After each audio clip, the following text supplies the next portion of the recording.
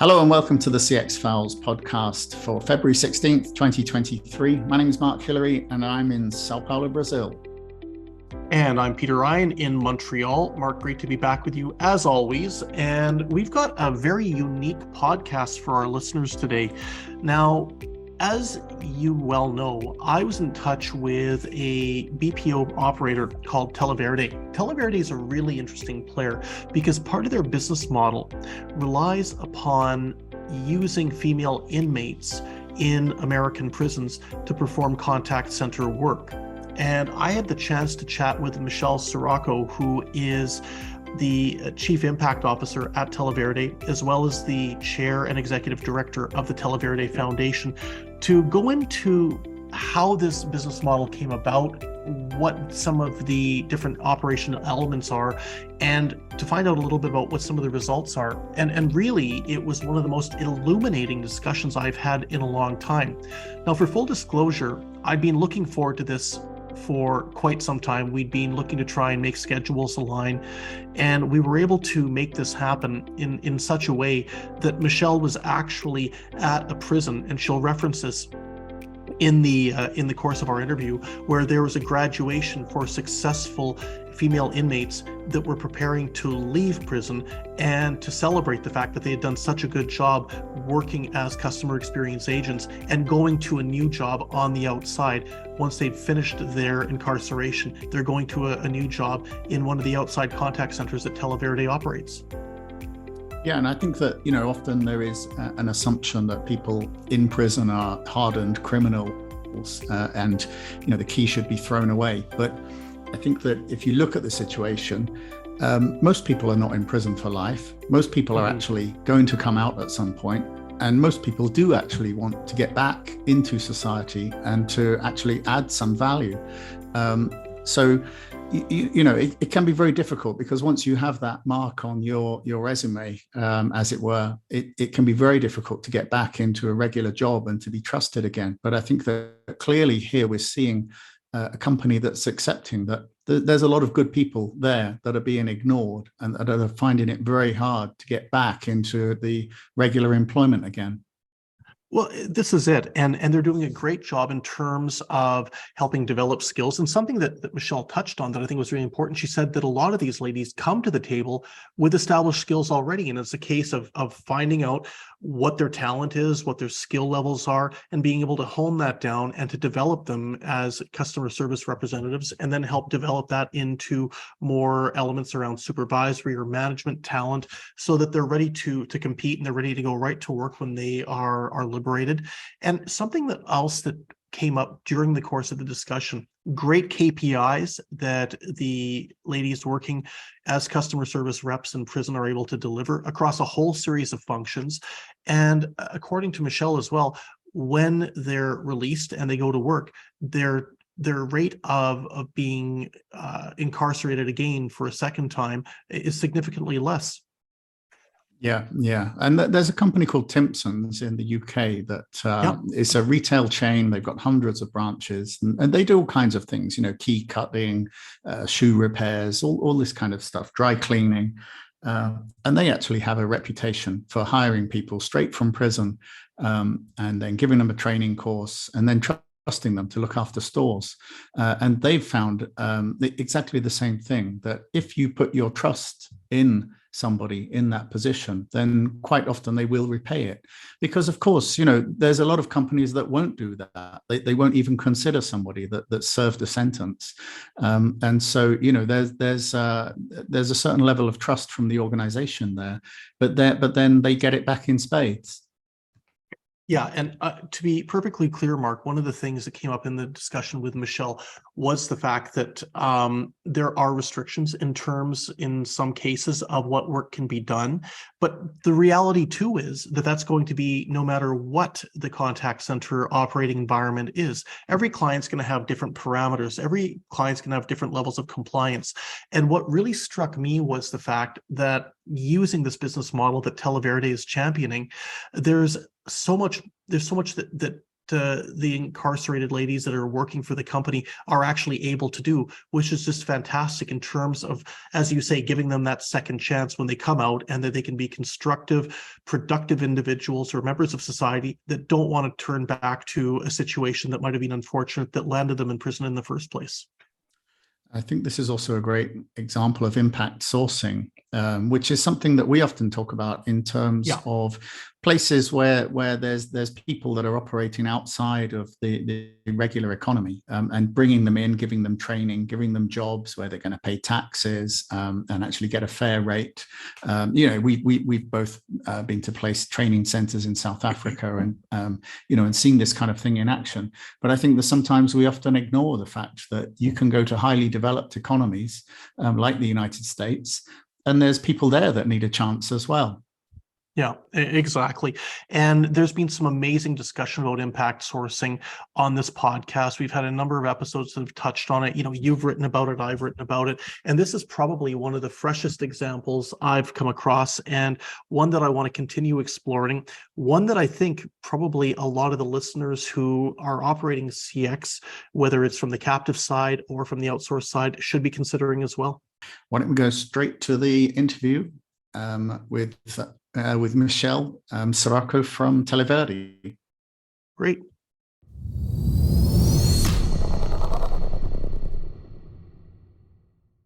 In what promises to be a really exciting discussion, one that, quite frankly, I've been looking forward to for a number of weeks now, the CX Files is really excited to welcome Michelle Cirocco, who is the Chief Impact Officer at Televerde. Now, she's also the President and Executive Director of the Televerde Foundation. Michelle, great to have you here. Great to be here. Thank you for inviting me to join this exciting conversation. Well, the pleasure is ours. And can you tell us where you're dialing in from today? Where are we talking to you from? I am currently sitting in the Rockville, Indiana Women's Correctional Facility, and where we are launching our workforce development program for women here in Indiana, as well as having a graduation ceremony for the women who work for Televerde who are graduating from our Paths Reentry program. So pretty exciting day for us here in Indiana. It's very exciting, and congratulations on behalf of the CX Files to all successful graduates. We think this is a wonderful program, and that's really what we're here to talk to you a little bit about today. Now, this is certainly a CX Files like no other. Usually we're chatting with individuals about different elements about technology, what's going on in terms of contact center operations, trends in CX. But today we want to talk to you a little bit about the whole business model that Televerde has been able to champion using women who are incarcerated in terms of leveraging their capabilities and their potential from a customer experience standpoint. So I'll throw the first question out to you that I think probably everybody's dying to find out. What prompted Televerde to look at this business model? So the business model was always and initially the plan for the business. So Televerde was founded in 1994, initially by a gentleman who was involved in prison ministries. And he felt there was not enough being done to prepare the women to transition back into the community. And so he and his partner, who were professors at Arizona State University, came up with the idea to start a business in the prison where they could teach the women some skills. And so he had a background in call centers. And shortly thereafter, he brought on our former CEO and co-founder, James Hooker, who had a background in technology. Jim was a former IBM sales executive. He built and sold a couple computer leasing businesses in the early 90s. And he really he was a real visionary, and he just had an idea that if we could teach the women to sell, particularly if we could teach them to sell technology, we could build a profitable business while providing them with the opportunity to learn the marketable skills necessary to transition back into the community, and become financially independent and work for a booming industry that he believed would be less discriminatory of their non-traditional background. That's fantastic. So speaking from an operational standpoint, How does Televerde recruit individual women inmates to get onto the telephones or to manage interactions? What would be the process involved in this? So the process is much like any other employment process. You have a job that you want to post to a community of people, and you have some basic requirements for it. People apply for the job, you screen them, you interview them, you select, and then you employ them and provide the training and the support that they need. So it's the same thing that we do here at Televerde. We have our engagement centers located in the women's correctional facilities. And as we have expected capacity and openings coming, we have a job posting that we post on the yards. And the women are expected to meet some basic educational requirements and some behavioral requirements as defined by the facility where they are. And then they submit an application and we bring them in and interview them, and we select the ones that we feel will be most able to be successful through the training process. But we also provide feedback to the ones that are not selected so that they can go and study and learn and practice and prepare for the next time the opportunity arrives, so that everybody really has a chance to participate in this program. Generally speaking, how long does employment last for one of the female inmates that joins? Is there an expected tenure that you have in place, or does it vary? We do have a minimum of 15 months remaining on their sentence for them to be eligible for the job, because it does take us, the initial training process is about 6 to 12 weeks. And then it takes 3 to 6 months for them to really get ramped up and productive. So in order to make it a worthwhile experience for everyone, including them, to develop the real skills and experience necessary to take this with them once they leave, we find that about 15 to 18 months is a good minimum point.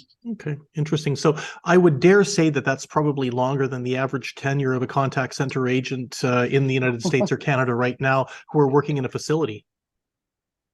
I would agree with that. In fact, we do the average tenure of our folks is typically about 3.5 to 4 years, based on the amount of time and how long they stay with us. Okay, well, that's really good. And as we know in this industry, experience and tenure results in better interactions. Yes, absolutely. Experience, tenure, morale, motivation. Yeah. One of the biggest differentiators, for us is that, like, our women come to work every day and they love their job. They love what they're doing. Some people might say hope is not a strategy, but without a doubt, that is, one of the strategies that works, because the women have this job opportunity and it's given them the hope and the belief that they can have a better life and a better experience once they get out of here. So they're excited and motivated to be successful in the role. So, Michelle, let's talk a little bit about the functions that these ladies are performing. Can you talk a little bit about what the typical role, what the typical type of CX, I guess you could say, position that they would be taking on? Is it more customer service related? Are they doing tech support? Is it more sales revenue driven? So it's actually a mix of all of those. So we have roughly about 400 women that are working for us on the inside right now.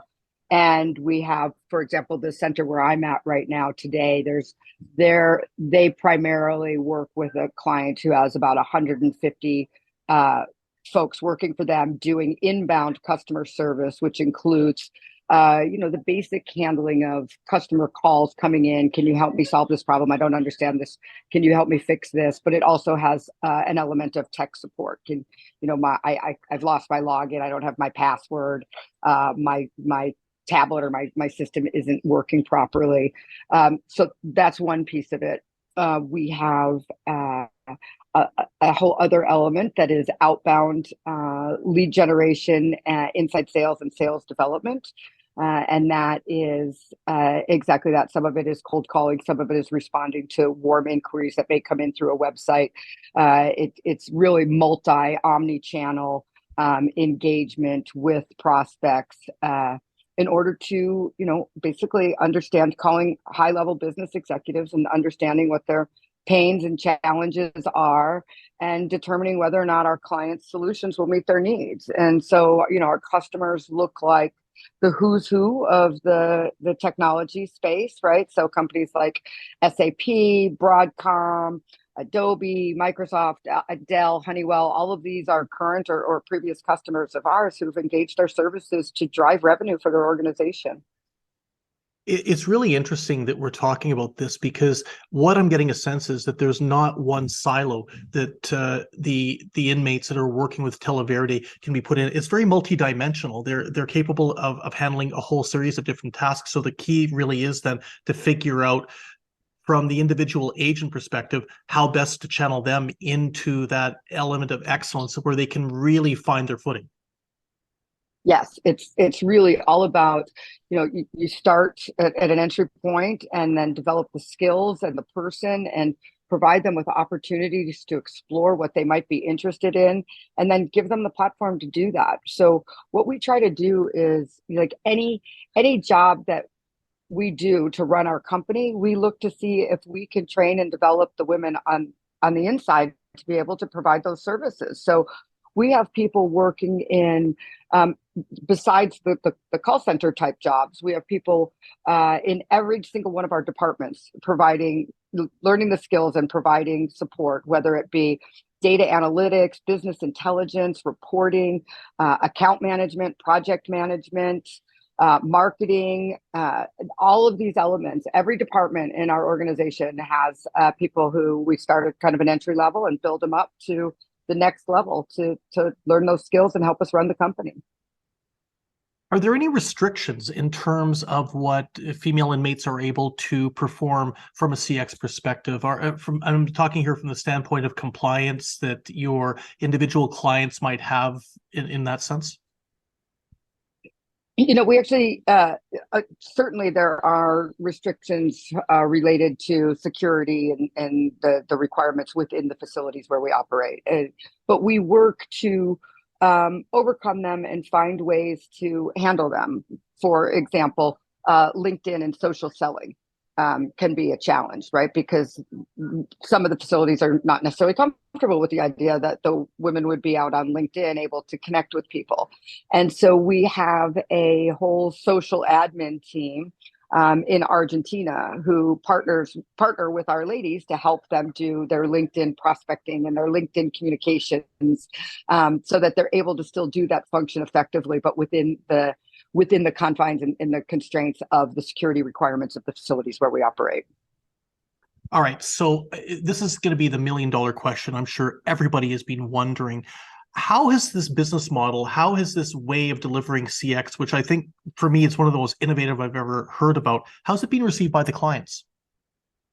Well, our clients, our clients have repeatedly said, so I used to, years ago, I ran our client success department. So I had responsibility for all of the customers in the business. And the number one thing that I heard from our customers was the biggest differentiator was the talent of our women, that we had people who, like I said, were motivated and driven to learn and to be successful and really become an extension of our customers' teams. And so I think that's how it's received, is it's the passion. And I've had more than one CEO over the years tell me, the women who work for your organization that represent our company actually know more about our products and services than our own sales folks.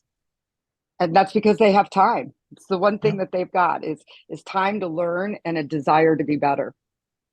Yeah, and to me that means a lot, given the fact that you've got individuals who, as you say, come with a high sense of morale to the job. They want to do this work, and it gives them a sense of purpose. And to my mind, that's probably one of the most important things that you can do for anybody who is in a position where they might need to be rehabilitated, and to provide these skill sets for when they, as you say, you're going to be conducting the graduation. And that's so important.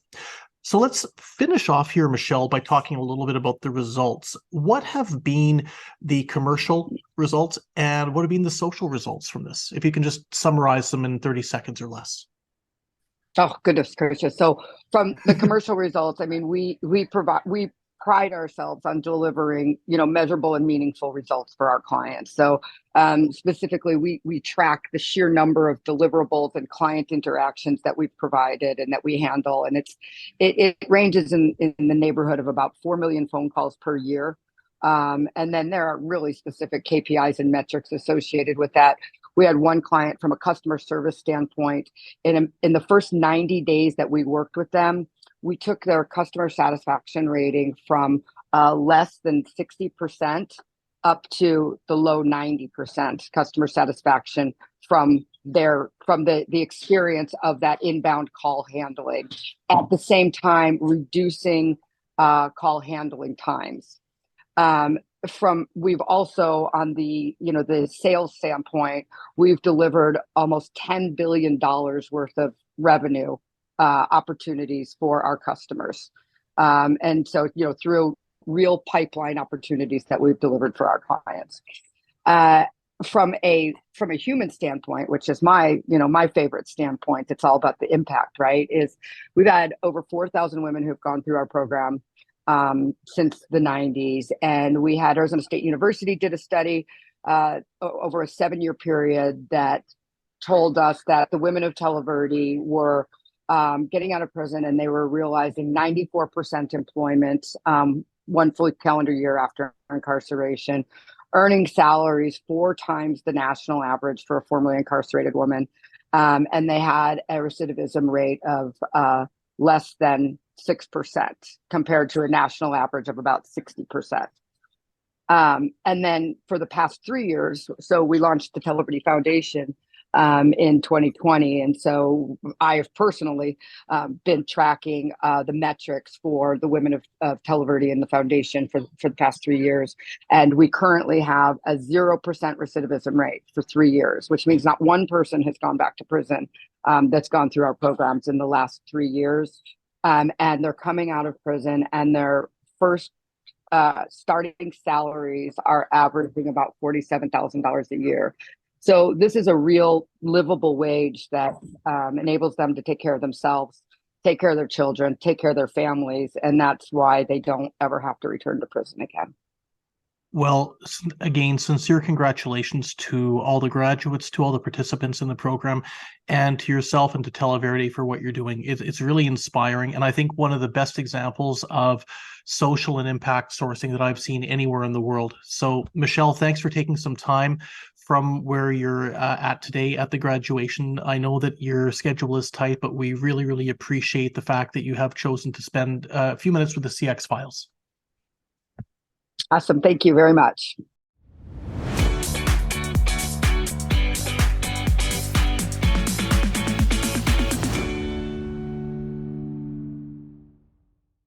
Thanks for listening to the CX Files podcast. We really appreciate your feedback and suggestions. You can reach myself, Mark Hillary, or Peter Ryan via LinkedIn. Please also leave a rating or review on your favorite podcast provider, as that helps more people to find us. As always, we'd like to thank Chris Haig at Traction Media for the CX Files graphics. See you next week.